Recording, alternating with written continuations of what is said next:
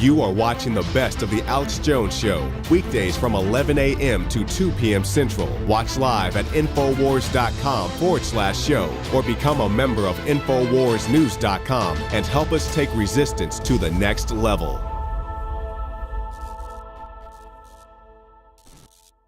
Now, I wanted to bring David Knight in here, and he's got the documents. We can document cam that in a moment. This is some breaking FCC news. Judge Napolitano, it's up on Infowars.com, called Government Monitoring Newsrooms, Radical New Era of Tyranny.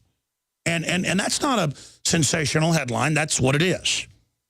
If you catch Jeffrey Dahmer with 10 guys in chemical tubs, in barrels, this is a radical form of evil and a macabre nightmare laboratory of torture we've discovered. If I was a prosecutor, that's how I would describe it. Well, what's Obama doing? Well, a radical new era of tyranny, as Ted Cruz said, frightening and dangerous.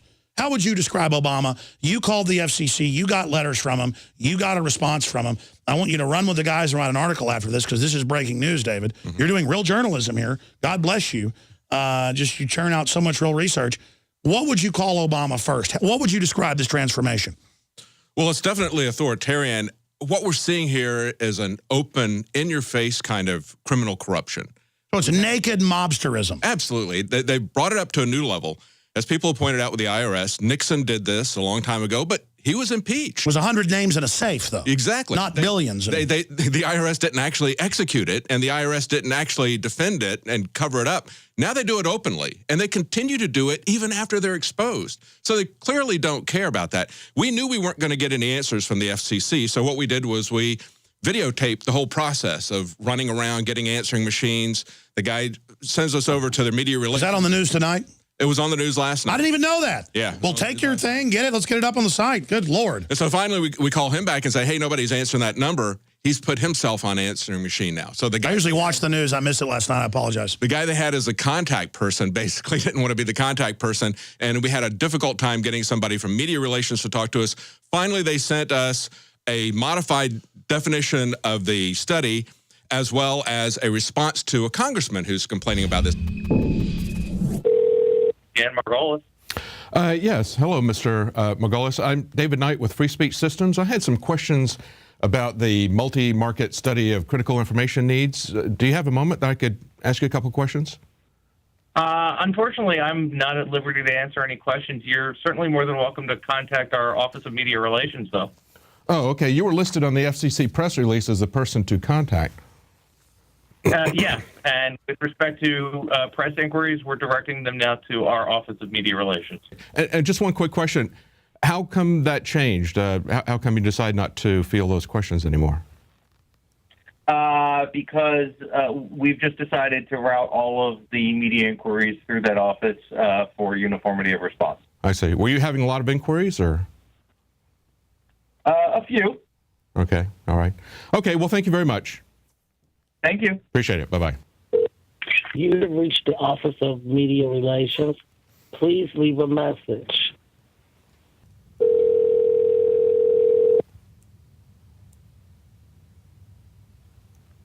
You've reached Dan Margolis with the Office of Communications Business Opportunities at the Federal Communications Commission.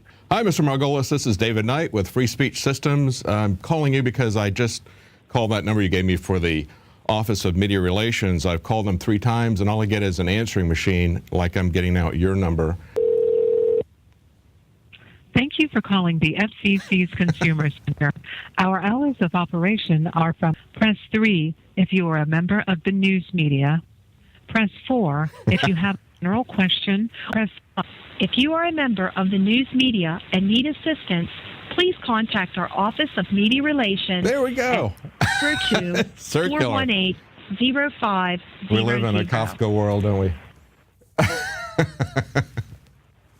It's like trying to talk to somebody at the castle. May I help you? Yes, this is David Knight from Free Speech Systems. Okay, David Knight, how can I help you? Yes, and I'm talking to who is it? What's your name? My name is Sharon Hurd, and I'm just getting the messages together so that I can forward them. Oh, okay. People. So what were you calling about? What I'm calling about is the multi-market study of critical information needs. It's going to be taking place in South Carolina. Can you give me any information about that? Okay. Let me send an email to the director and deputy director and the press secretary, and one of them will be calling you back. Okay, and we're not directly under the FCC's jurisdiction, but then neither are the print media companies that they're going to be studying. So my question was, will we be involved in this, or how can we get involved in this? Okay, someone will be getting back with you shortly. Thank you. Okay? Bye-bye. Mark Richfield. Yes, hi, this is David Knight with Free Speech Systems. How are you? Hey, how are you? Doing fine. Thank you for talking to me. So how are we talking right now? Right now I'm recording this. Is that okay? No. I mean, I can give you a statement. I'm recording for broadcast? Yes. Yes. You don't? No, I'm not going to be on a recorded broadcast. I can send you a statement if you like, and I can explain to you what this is about. Well, actually, I just thought maybe I could get an honest back and forth question and answer about the nature of this information needs study and where it was going to be done and how much it cost and some things like that, but you're not prepared to. Okay, well, sure. I'm just not prepared to do a, I had to get clearance to do an interview on the air and so forth, so sorry. Okay, all right. Well, thanks. Do you want me to send you the statement? Sure, yeah, send us your press release. That'll be fine. What's your email address?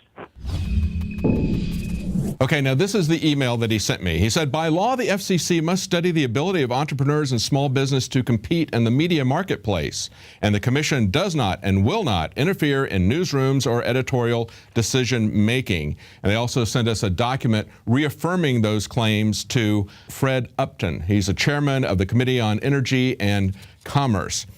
Now, notice how they've changed this. First, this was about making sure that the information needs of women and minorities were being met.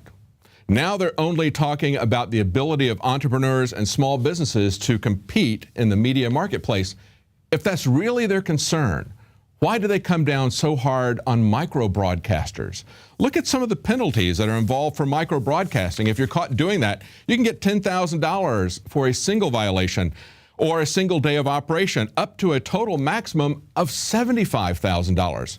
How about the barrier of operation being the FCC themselves, the Federal Non-Communication Commission? They totally stonewalled us, just as they did the researcher on Sandy Hook that we talked to yesterday. It's become standard operating procedure for everyone in the government to act as if they are the CIA and to act as if they're the CIA. So that's why we're very concerned about the government saying they're going to use Voice of America here locally.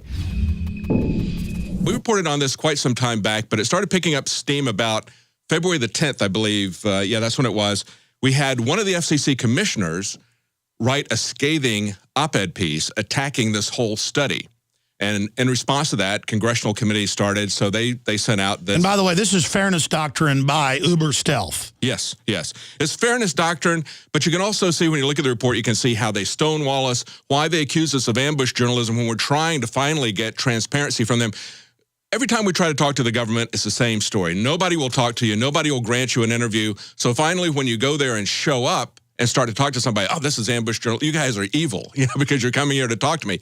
They want to cover up everything. They all think that they're the CIA. Everything is classified. Nobody wants to talk about anything. And of course, there's also the aspect that they're in a bureaucracy. They don't have the courage to say something because they're afraid they might say something that hasn't been vetted and cleared by their master. So all they will do is send out press releases about this. But listen to the way they changed the study over time.